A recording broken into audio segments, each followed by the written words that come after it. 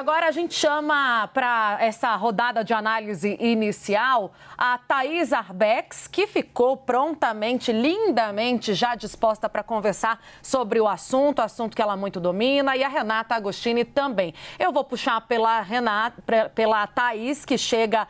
Primeiro, Thaís, eu vi já no grande debate você trazendo para a gente a explicação disso tudo, de uma forma super didática. Eu vou pedir para você trazer os apontamentos novamente dessa decisão. Em que o ministro sustenta a decisão de hoje? Qual é a justificativa central dele para trazer essa conclusão que ele faz com palavras tão duras e enérgicas, né? Boa tarde, Tainá, Uribe, Renata e a todos que estão aqui com a gente. Tainá, essa decisão do ministro Dias Toffoli, é importante a gente trazer aqui a linha do tempo. Theo fazia referência que é uma decisão de um processo referente ao presidente Luiz Inácio Lula da Silva. Por isso há uma citação específica a Lula. Ela decorre de um processo que, inicialmente, os advogados de Lula, então, Cristiano Zanin e Valesca Teixeira, tinham pedido acesso a todas as informações daquela operação, o spoofing, a Operação Vaza Jato, como ficou conhecida, e também aos detalhes do acordo de leniência da Odebrecht. O que diz o ministro Dias Toffoli, basicamente? Ele torna nulo todas as provas obtidas a partir desse acordo de leniência. O que significa? Significa que, a partir de agora, todos aqueles réus ou investigados que tiveram condenações a partir dessas provas podem solicitar a nulidade dos seus processos. Eles possivelmente vão recorrer ao juiz responsável pelos seus casos e vão pedir a nulidade dos seus processos no que diz respeito a essas provas da Odebrecht. Qual que é a linha condutora, o fio condutor da decisão do ministro Dias Toffoli? O ponto principal dessa decisão Toffoli deixa bastante claro que nesse acordo de leniência muita coisa não foi feita de forma formal, de maneira formal. Ou seja, ele diz que a nossa autoridade usada para esse tipo de acordo internacional, que seja, ela não teve uma participação ativa. Muita coisa não foi feita de maneira formal. Como diz o Theo, ele cita, inclusive, esse conluio entre Ministério Público e Judiciário.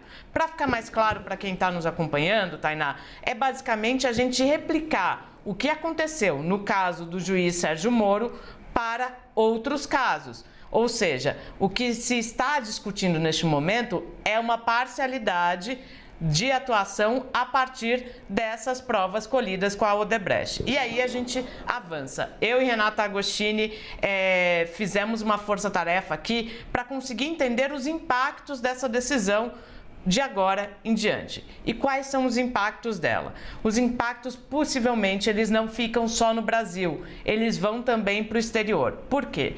Porque nós conseguimos apurar que, por enquanto, Toffoli toma a decisão de anular as provas, mas que o próximo passo tem de ser a anulação do próprio acordo de leniência da Odebrecht.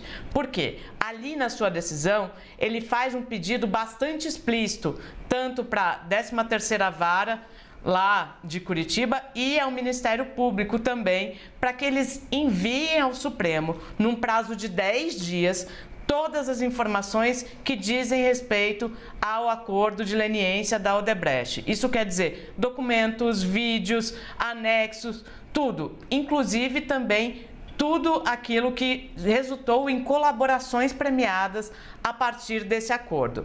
Ele quer esse material para conseguir analisar com mais calma, mais cautela, mas muito possivelmente o próximo passo, nos dizem fontes, será a anulação do acordo de leniência. E aí, não só aqui no Brasil, mas também no exterior, tendo impacto, sim, nos acordos firmados no exterior. Tainá e Gustavo, vou deixar um pouco para a Renata.